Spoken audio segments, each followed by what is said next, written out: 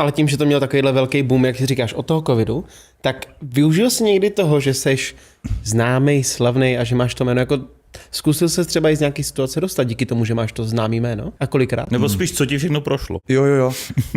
Asi spíš kámošům jsem díky tomu třeba pomohl v některých věcech. Třeba parkovací místa a tady ty věci, jako že někdy kamarád zaparkoval blbě a přišel jako policie, že mu dá pokutu a já jsem mu dal lístky do divadla. Jo, takhle, úplatky. Já jsem, že se dá podplácet jakoby naše policie. Ostravě. Že to není problém. I justice, všechno se dá. Hlavně v Ostravě. Hodně. No ale to nebyl policie, to byl měšťák, takže Mindráček. Takže to bylo v pohodě. Mindráček.